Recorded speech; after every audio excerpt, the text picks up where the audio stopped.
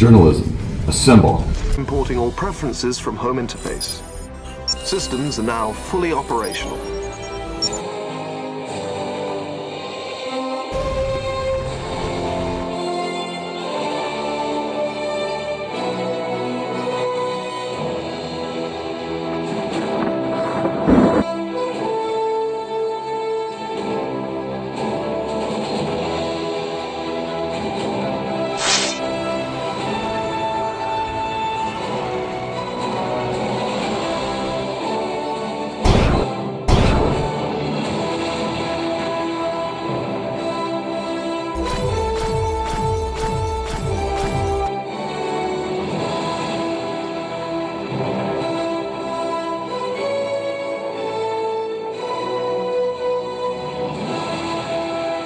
Wonder Twin powers unite!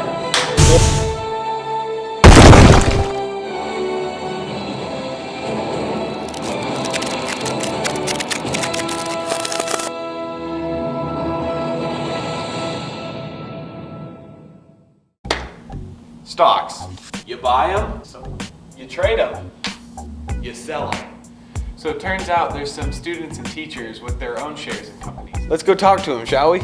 I mean, the whole thing, like with the news and Reddit, kind of drew popularity to it, but a little bit of that and just like Tesla and everything, it just keeps on going up and up. I think they've risen in popularity because of Robinhood and other free trading apps back when you had to use E-Trade or Ameritrade and you had to pay $10 for a transition. Then a lot of people really weren't into it.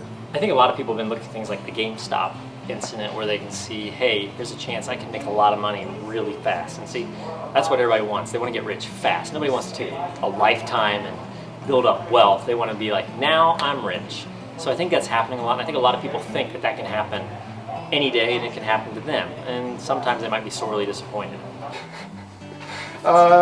Lately, I have been messing around with Dogecoin and Bitcoin, which is funny. I've also been doing some of the Wall Street bets. Stocks that have been mentioned through that Reddit thread, just because there's so much of a roller coaster with them, it makes things a little bit more exciting. I own Apple, Tesla, AT&T, a little bit of everything, honestly. I actually really don't invest a lot in separate stocks. I usually go mutual funds. I'm a little more conservative because I'm getting older. I try to keep kind of a diversified portfolio. I have some mutual funds and I've got some little higher risk stocks, but not nearly as much. Most of the stocks, if I have set stocks, are of your big companies, your Microsoft, your Apple, stuff like that, because I like it to be fairly secure, and I'm not going to necessarily go bankrupt on it. Yeah, I recommend it. It's a good way to get started and learn how business works, and a good way just to invest your money. My advice to you would be, don't do it yourself. I don't do it myself. I have a stock advisor I can go through, Edward Jones and Indian Lake, and you could do Edward Jones, you could do T. Rowe Price. There's a whole lot of places that you can go, Wells Fargo. All these places can do the investing for you. So find an advisor you trust, because here's the thing, for every GameStop that you see people become millionaires, there's a story of a whole bunch of people putting the money in the wrong stock. Stock trading, especially if you're going to do day trade type stuff, if you're going to do things with Robinhood, then it is not for the faint of heart, and it's not for people who don't have money to lose. So there are two things that go with it. One, don't invest more money than you're willing to give up. And two, if you're going to freak out or panic sell when something shoots up or shoots back down, then stay away from it. If you're in it for the long run and you're trying to make money over time, then sure, everybody could get into it, but the short-term stuff, that's dangerous. If you invest $100 and you're just messing around to learn what you're doing, fine, but don't expect to get rich off of that, and don't waste your time staring at your phone for hours a day over $100, because you would make more money working at McDonald's or any other minimum wage job. So there you have it. Are you going to buy any stocks, or do you already have some? Tell us on the Journalism Twitter. See ya. A lot different, actually. I think last year we would have had one of the best teams that we've had here in a while. I think we could have not only competed for a CBC title last year, but we would have competed for probably a sectional and maybe even a district title last year. However, that's something that is out of our control. Missing last season was very difficult because, it got put on hold and then canceled after a while.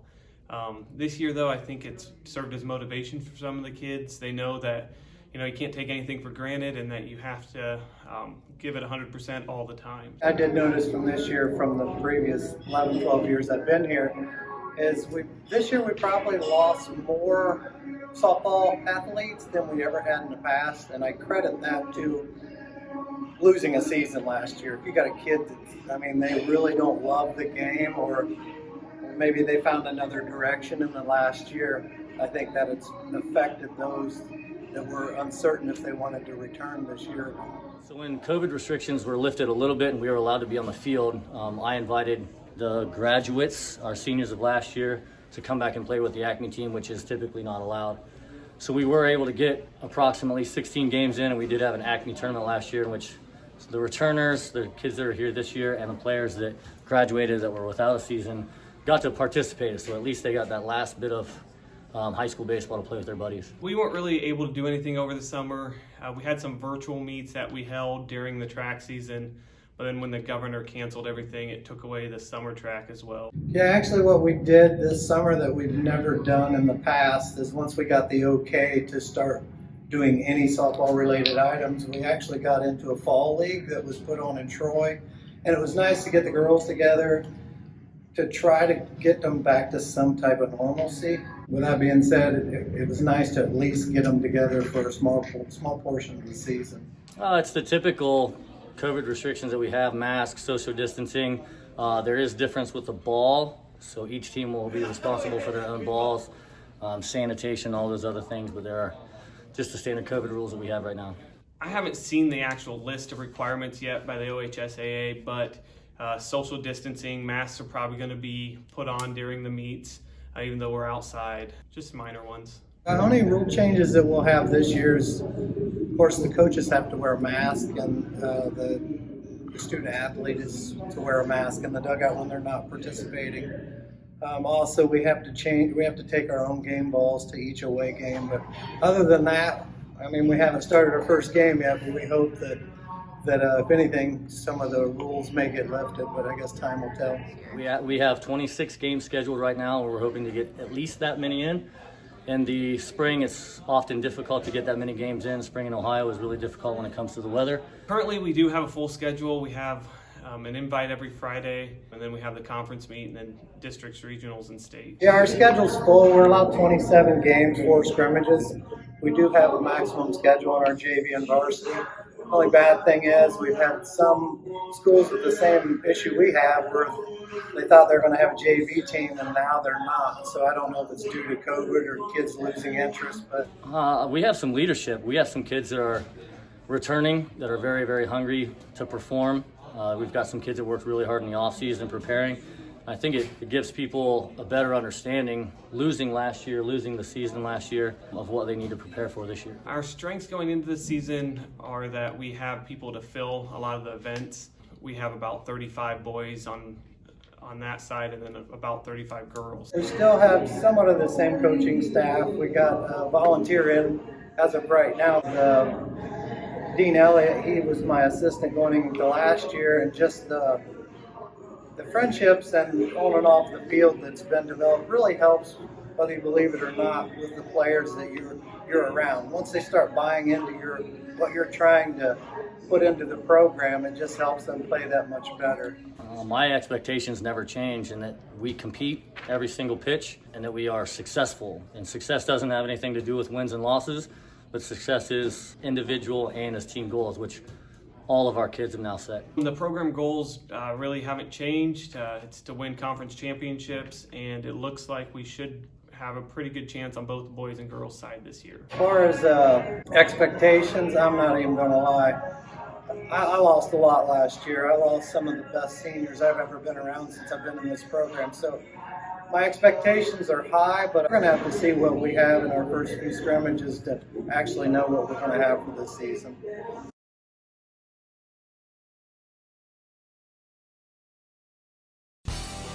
And now for a minute with Chief Core. Hello, my name is Rick Core. I'm the police chief of the Washington Township Police Department. I'm here today to speak to you about texting and driving. Distracted driving in particular, but we all know that texting is probably the #1 cause for distracted drivers. I spent a lot of time doing this job. I'm going into my 32nd year. I've seen a lot of crashes, and unfortunately people lose their lives because of irresponsibility behind the wheel.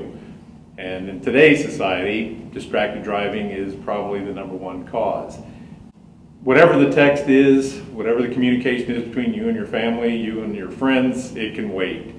Wait till you're stopped and safely off of the road before you respond to any texts. It could cost you your life if you don't, and you could cost somebody else their life by ignoring this warning and texting and driving. Think of all the people that you love and care about, and think of all the people that love and care about you. Think of how you would feel if one of the people you care about is taken away from you because of a distracted driver. And the same holds true for all the people that are on the roadway driving.